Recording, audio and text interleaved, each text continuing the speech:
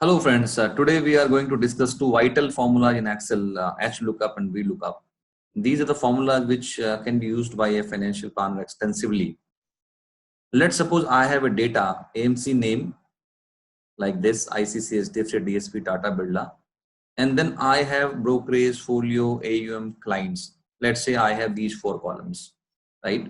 And I might be working with, let's say it is only 5 AMCs, I might be working with 20 AMCs or 25 AMCs. And basically this is not the data for only AMCs. अगर आपको मान लीजिए कोई clients के लिए भी कोई data prepare करना है, जहां से मान लीजिए these are client names basically, right? और यहाँ पे क्लाइंट्स का डिटेल है, let's say how much life insurance he has, how much health insurance he has, how many kids does he have, how what kind of do he has any kind of alcoholic habits, yes or no kind का करके. तो आप एक basically client base बनाने के वक्त आप उससे कुछ क्वेश्चंस पूछ सकते हैं और उस क्वेश्चंस का एक डेटाबेस प्रिपेयर कर सकते हैं. लेकिन जब वो डेटाबेस इतना बड़ा हो जाएगा एंड आपको बार बार किसी एक आदमी को ढूंढने के लिए इस पूरी एक्सेल में कंट्रोल F दबा के तो आपको सर्च करना पड़ेगा. तो आप कुछ फॉर्मूलाज की हेल्प से बेसिकली इसे काफी अच्छे तरीके से एक्सेस कर सकते हैं. तो हम दोनों फॉर्मूलाज देखेंगे, HLOOKUP और VLOOKUP.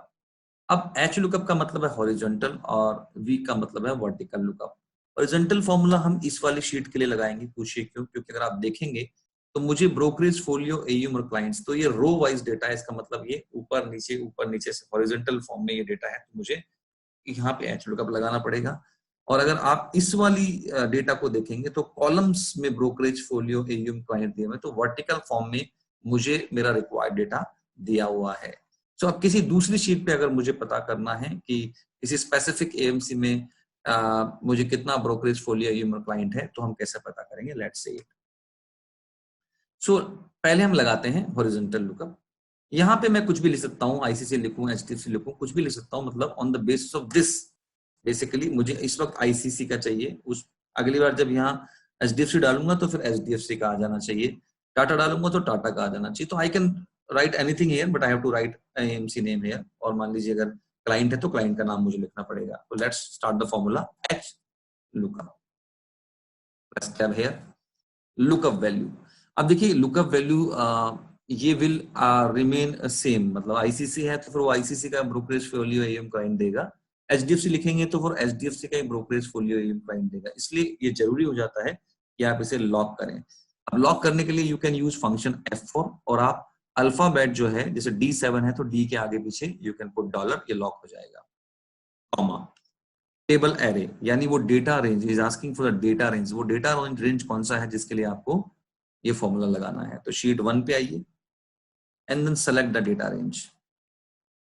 डेटा रेंज को भी आपको लॉक करना होगा, बिकॉज आप जब डाउनवर्ड राइटवर्ड ड्रैगिंग करेंगे आप तो फिर आपको प्रॉब्लम आएगी. इसे भी फंक्शन F4 से आप डॉलर लगा दीजिए. आप सामने देख रहे होंगे, अगर आप ऊपर देखेंगे तो देखिए जो भी अल्फाबेट था उसके आगे पीछे डॉलर लग चुका है.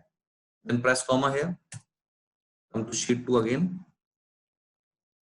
शीट 2 में मुझे यहां से ये 2 सेलेक्ट करना पड़ेगा. आप सोच रहे होंगे भाई लॉजिक क्या है इस 2 को सेलेक्ट करने का? लॉजिक ये है कि अगर आप देख रहे थे तो वो उस सीट पे आप जाएंगे तो इस शीट पे basically brokerage is on second row, ये थर्ड रो पे है, ये फोर्थ रो पे है और ये फिफ्थ रो पे. तो मुझे समझाना पड़ेगा कि सेकंड से ब्रोकरेज लीजिए, थर्ड से फोलियो लीजिए, फोर्थ से AUM लीजिए और फिफ्थ से क्लाइंट लीजिए.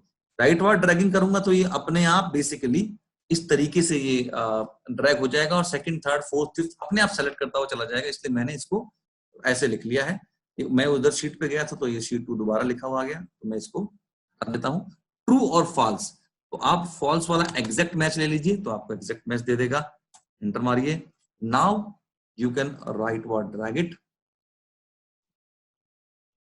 You will have all the details of ICICI. You can check 45,140. Let's say ICC में जाइए, देखिए सेम डिटेल्स है. Now what you can do, it's a formula like this thing. HDFC डालिए, अपने आप डिटेल चेंज हो गया. टाटा डालिए, अपने आप डिटेल चेंज हो गया. बिरला डालिए, अपने आप डिटेल चेंज हो गया. DSP डालिए, अपने आप डिटेल चेंज हो गया. आप सोचिए अगर आपके पास ऐसा कोई क्लाइंट है जिसका आप नाम दें, हेल्थ इंश्योरेंस, लाइफ इंश्योरेंस, बच्चे कितने हैं, हैबिट्स क्या है, और कोई भी ऐसी चीज जो आपको लगता है that is a material information for financial planning of the client, so इस तरह से आप डेटा मैनेज कर सकते हैं। Let's now use V lookup. बिल्कुल सेम है, बिल्कुल आसान है। Formula now V lookup, right. इसके on the basis of this lookup value will be this locked it. अभी लुकअप वैल्यू कुछ भी लिख लीजिए, आप बिरला लिख लीजिए, टाटा लिख लीजिए, जो भी आपको लगता है वो लिख लीजिए, कहीं ना कहीं से शुरू करना है। बेसिकली मैंने लॉक कर दिया। टेबल एरे, ये मेरा डेटा रेंज है, यहां से लेकर यहां तक सेलेक्ट कीजिए और यहीं पे इसको फंक्शन F4 से लॉक कर दीजिए। यहाँ पे कॉमा लगा दीजिए। अगर आपने मेरा टीवीएम का वीडियो देखा है तो उसमें मैंने बताया कि हर फाइनेंशियल फॉर्मूला में एलिमेंट्स को सेपरेट करना पड़ता है कॉमा से। अब आइए शीट 2 पे। शीट 2 पे अब आप ये वैसे ही 2 को सेलेक्ट कर लीजिए। 2 3 4 5 राइट वार्ड ड्रैगिंग करेंगे तो अगली बार ये 3 होगा, अगली बार 4 होगा। तो उसे पता है कि मुझे सेकंड कॉलम में ब्रोकरेज लेना है, थर्ड में फोलियो लेना है, फोर्थ में यूम लेना है, फिफ्थ में क्लाइंट लेना है। कॉमा, दोबारा फॉल्स एग्जैक्ट मैच सेलेक्ट कर लीजिए, ब्रैकेट क्लोज, एंटर मार दीजिए।